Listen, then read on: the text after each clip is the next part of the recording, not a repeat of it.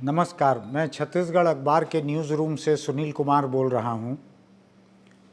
हिंदुस्तान इतना बड़ा और इतनी विविधताओं वाला देश है कि कई लोग इसके नक्शे पर अलग अलग राज्यों की जगह यूरोप के एक एक देश को फिट कर लेते हैं आबादी के हिसाब से, कि यूरोप का कौन सा देश केरल जितनी आबादी का है, कौन सा देश हरियाणा जितना है। ऐसा नक्शे में फिट करके आपने भी कहीं कहीं ऐसे नक्शे देखे होंगे। दूसरी बात यह है कि इतना बड़ा देश होने की वजह से इतनी भाषाएं हैं, अलग अलग इलाकों में अलग अलग राजनीतिक दलों के राज हैं, कई जगहों पर संस्कृतियां अलग हैं, तो देश के बहुत से हिस्से के लोग दूसरे हिस्से को नहीं जानते हैं, बहुत ही कम जानते हैं। उत्तर भारत के हिंदी भाषी इलाके में बसे हुए लोग दक्षिण के बारे में भी थोड़ा कम जानते हैं। दक्षिण के लोग उत्तर के बारे में पर्यटन के अलावा, कारोबार के अलावा कम जानते हैं।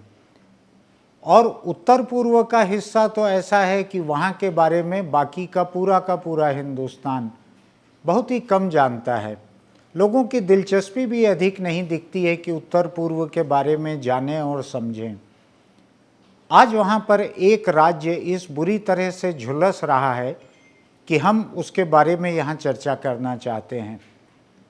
हिंदुस्तान और म्यांमार की सरहद पर बसा हुआ मणिपुर आबादी के हिसाब से छोटा राज्य है। उत्तर पूर्व के बहुत से राज्य आबादी के हिसाब से छोटे हैं, पहाड़ी इलाके हैं, छोटे छोटे गांव हैं, छोटे राज्य हैं। मणिपुर जो है ये 28-30 लाख की आबादी का एक प्रदेश है, 16 ज़िले हैं वहाँ पे, और आधे से अधिक आबादी वहाँ हिंदू लोगों की है। मैतेई, मणिपुरी जिनको कहते हैं, या मैतेई जाति हिंदुओं की एक जाति है। हिंदुओं के इसी तबके में से कुछ फीसदी लोग मुस्लिम बन गए हैं। ऐसा माना जाता है कि मुस्लिम और हिंदू इन दोनों को मिलाकर 60% से ऊपर आबादी है। 40% के करीब आबादी वहाँ पर आदिवासी समुदायों की है, जो कि मोटे तौर पर पहाड़ी इलाकों में रहते हैं। और वहाँ जो घाटी का इलाका है, राजधानी इम्फाल के आसपास का इलाका, वहाँ पर मैतेई रहते हैं। 16 में से 8 जिलों में कर्फ्यू लगा हुआ है। भयानक हिंसा चल रही है, आगजनी चल रही है।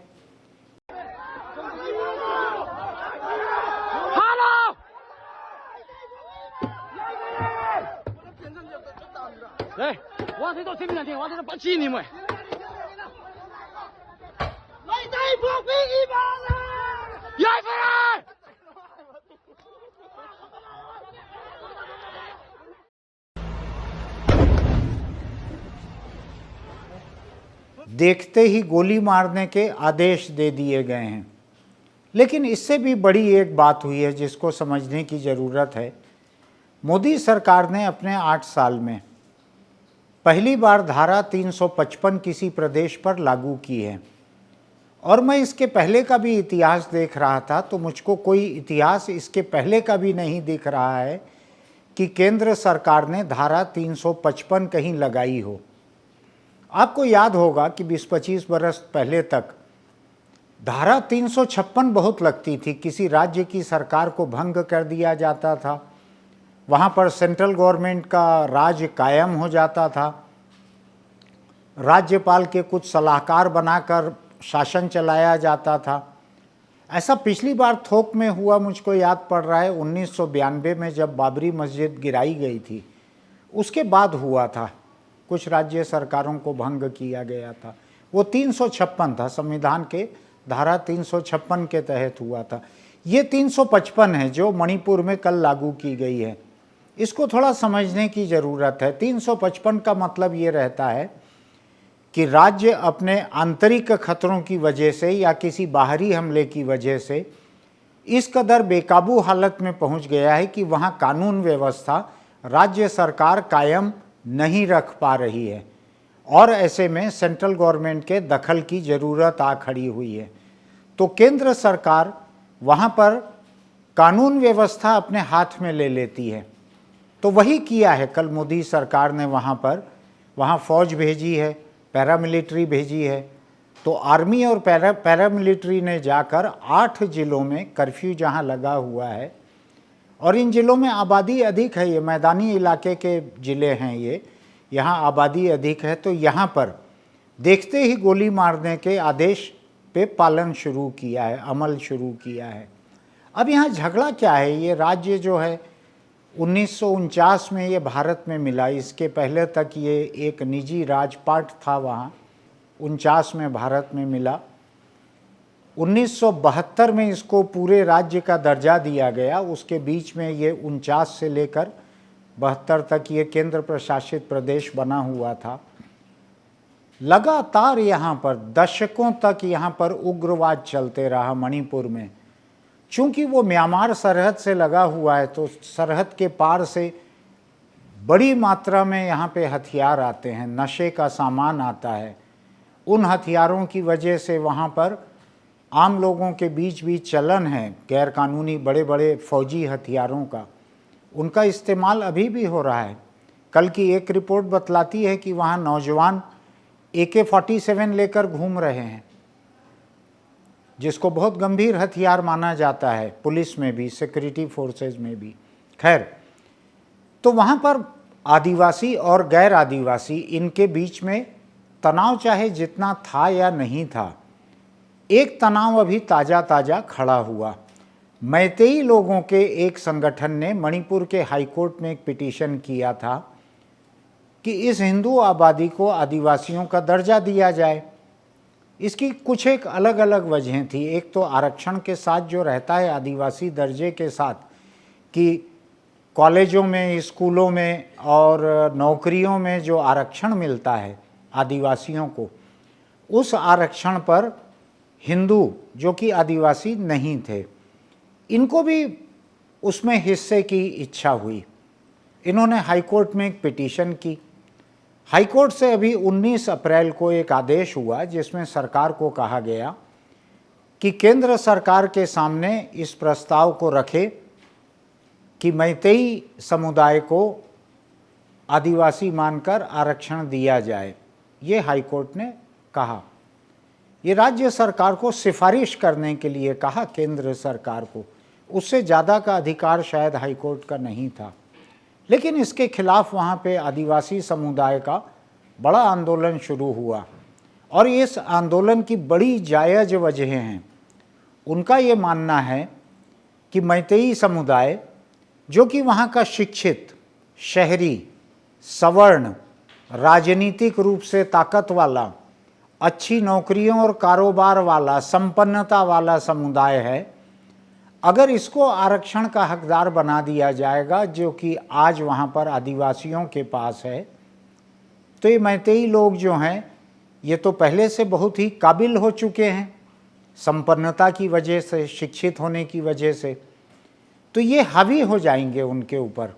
उन आदिवासियों के लिए जहाँ कहीं जितनी कहीं सीटें रिजर्व हैं, उन पे यही लोग हावी हो जाएंगे, आदिवासियों का हक ही नहीं बचेगा। ये एक मुद्दा उनको लगा। दूसरा एक मुद्दा ये है कि चूंकि इम्फाल घाटी का इलाका है, वहाँ पर जगह कम है, ज़मीन कम है, तो ये संपन्न तबका आदिवासी आरक्षण पाकर आदिवासियों की ज़मीन खरीदने लगेगा पहाड़ों पे। ये उनका दूसरा डर है आदिवासियों का। तो इन दोनों डर के चलते हुए वहाँ पे इतना भयानक संघर्ष चल रहा है, इतनी भयानक आगजनी चल रही है। सरकार ये बतलाने की हालत में नहीं है कि कितनी मौतें हो गई हैं, कितने लोग जख्मी हुए हैं, अभी सरकार बताने की हालत में नहीं है। ऐसे में केंद्र सरकार ने दखल देकर वहाँ का कानून और वहाँ की व्यवस्था अपने हाथ में ले ली है। कुछ लोग ये मान रहे हैं कि इसके बाद तो एक सामान्य प्रक्रिया के तहत 356 ही बचता है, जिसमें राज्य सरकार को, विधानसभा को भंग कर दिया जाए और केंद्र सरकार पूरे राज्य को संभाल ले। लेकिन उसकी गुंजाइश कम दिखती है, क्योंकि मणिपुर में भाजपा की ही सरकार है और भाजपा की ही सरकार दिल्ली में है, उसी की अगुवाई वाली NDA सरकार है। तो भाजपा के लिए शर्मिंदगी की नौबत भी रहेगी कि उसकी सरकार एक राज्य को नहीं संभाल पाई।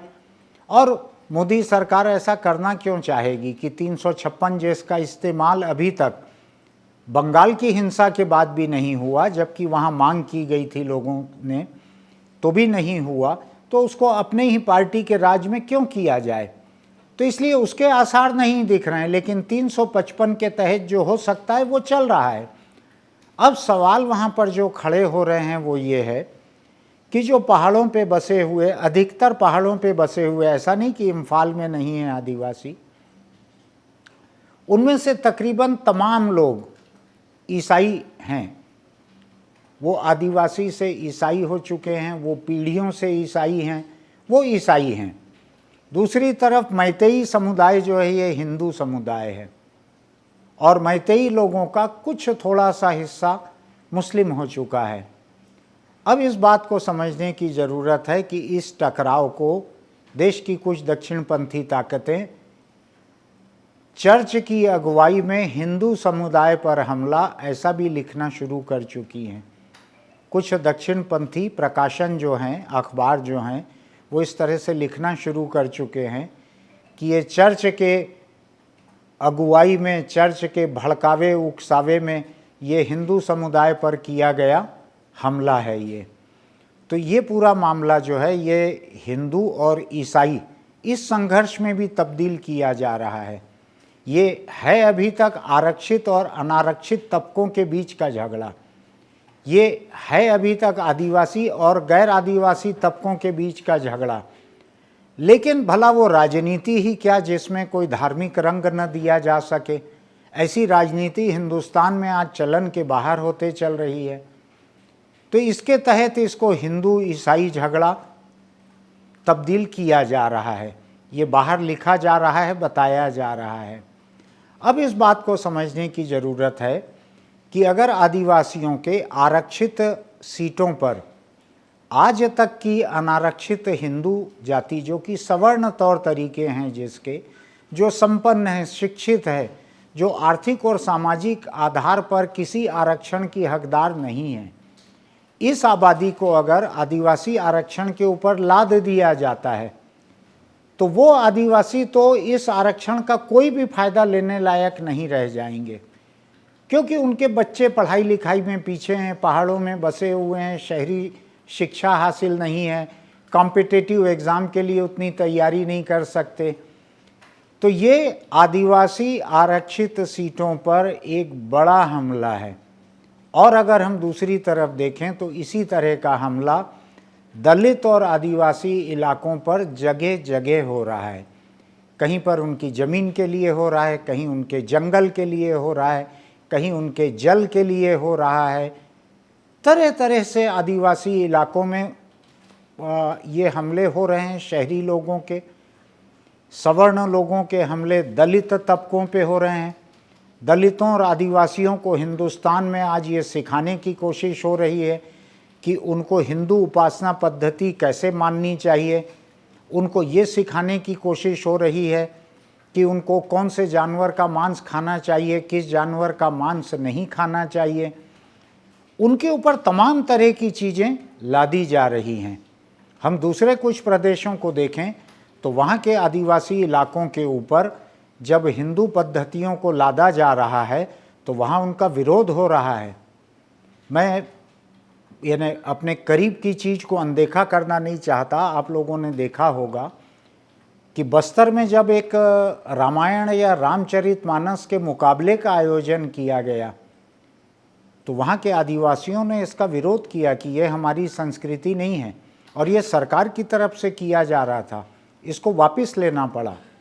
ऐसे कई किस्म के तनाव न केवल छत्तीसगढ़ के आदिवासी इलाकों में बल्कि देश के अलग अलग प्रदेशों के आदिवासी इलाकों में आदिवासी परंपराओं के खत्म किए जाने की कोशिशों को लेकर चल रहे हैं। तो आपको ये समझने की ज़रूरत है कि मणिपुर के आदिवासी मुद्दे को देश के बाकी आदिवासी मुद्दे से अलग करके नहीं देखा जा सकता। अभी 4 दिन पहले छत्तीसगढ़ में एक बहुत बड़े आदिवासी नेता नंद कुमार साय भाजपा छोड़कर कांग्रेस में आए। शायद ज़िंदगी में पहली बार ही उन्होंने पार्टी बदली है, इसके पहले का तो मुझको याद नहीं पड़ रहा कभी का उनका। उनके बारे में मुख्यमंत्री भूपेश बघेल का कल मुझको एक बयान देखने मिल रहा था कि नंद कुमार साय का उपयोग दूसरे प्रदेशों में भी करना चाहिए। ये बात ठीक वहीं से निकली है कि देश के आदिवासी अलग अलग प्रदेशों में रहते हुए भी एक दूसरे से जुड़े हुए हैं कहीं ना कहीं। उनके जीने का तरीका एक है, उनके जंगल, उनकी संस्कृति, ये सब एक है। शहरी लोगों का उनके प्रति रुख या उनकी बेरुखी ये भी एक है अधिकतर जगहों पे। इसलिए आदिवासी समुदाय जगह जगह अपने अधिकारों को लेके और जागरूक हो रहा है। और चूंकि मणिपुर में उग्रवाद का एक बड़ा लंबा इतिहास रहा है, आपको याद होगा, मैं मणिपुर की एक और बात याद दिलाता हूँ, उससे आपको याद आ जाएगा ये उग्रवाद का इतिहास। वहाँ पर फौज तैनात थी बहुत लंबे समय से, और फौज के लिए एक अफसा कानून, armed forces special protection act, ये वहाँ पे लागू था मणिपुर में। यानी सेना के लोग अगर वहाँ पर कोई जुर्म करते भी पकड़ाते हैं तो वो स्थानीय कानून के तहत उनके ऊपर कार्रवाई नहीं हो सकेगी, एक अलग उनको हिफाजत हासिल थी। और इसका विरोध करते हुए मणिपुर की महिलाएं सारे कपड़े उतार कर बैनर लेकर सड़कों पे लंबे समय से प्रदर्शन करते आई थी कि इस कानून को यहाँ खत्म किया जाए, और फौज चाहती थी कि ये खत्म ना हो। तो ये सिलसिला वहाँ पर फौज की तैनाती का, उग्रवाद का, ये लंबे समय से चले आ रहा है। अब ऐसे नाजुक राज्य में, जो कि म्यांमार जैसे एक देश के साथ जिसकी सैकड़ों मील की सरहद लगी हुई है, नक्शे को देखेंगे तो बहुत लंबी सरहद लगी हुई है, और वो म्यांमार अभी चीन के बड़े प्रभाव में दिख रहा है। उस म्यांमार के कुछ एक आंतरिक मामलों में चीन की मध्यस्थता से कुछ काम हो रहे हैं। तो चीन के ऐसे प्रभाव वाले देश के पड़ोस में बसे हुए राज्य में एक नया बवाल खड़ा करना, और ख़ासकर आरक्षण को लेकर बवाल खड़ा करना, जो कि आदिवासियों की ज़िंदगी से जुड़ा हुआ आज के तारीख का सबसे बड़ा मामला है। स्कूल, कॉलेज, नौकरी, इन सब में अगर उनके बच्चों की जगह नहीं रह जाएगी और शहरी संपन्न शिक्षित तबका अगर उस पर काबिज हो जाएगा, तो आदिवासियों के लिए ज़िंदगी में जंगल के पेड़ों के अलावा कुछ नहीं बचेगा। तो इतने बड़े मुद्दे को लेकर वहाँ ये नया संघर्ष छेड़ा गया है, और हालात कोई मेरे कहे हुए या किसी आदिवासी के कहे हुए काबू के बाहर नहीं हुए हैं। ये सरकार देख रही है जिसने 355 लगाया है। थोड़ा बारीकी से देखिए उत्तर पूर्व को, मणिपुर के इस मामले को कुछ बारीकी से देखिए। हम जो भाषा बोल रहे हैं, इस भाषा को बोलने सुनने वाले राज्य उत्तर पूर्व से बहुत जुड़े हुए नहीं हैं, लेकिन ध्यान रखिए कि ये देश की सरहद पर बसा हुआ राज्य है, इससे हमारी हिफाजत कई तरह की जुड़ी हुई है। थोड़ा देखिए मणिपुर की तरफ। आने वाले दिनों में मैं फिर खबर लेकर आपके बीच आऊँगा। फिलहाल आज इस मुद्दे को आपके सामने सरल तरीके से मेरी समझ के मुताबिक सामने रखना जरूरी था, वो मैंने किया है। मैं फिर किसी खबर को लेकर आपके बीच आता हूँ। तब तक अगर आपको हमारा ये चैनल अच्छा लगता है तो इसको YouTube पर सब्सक्राइब कीजिए, उसकी कोई फीस नहीं है।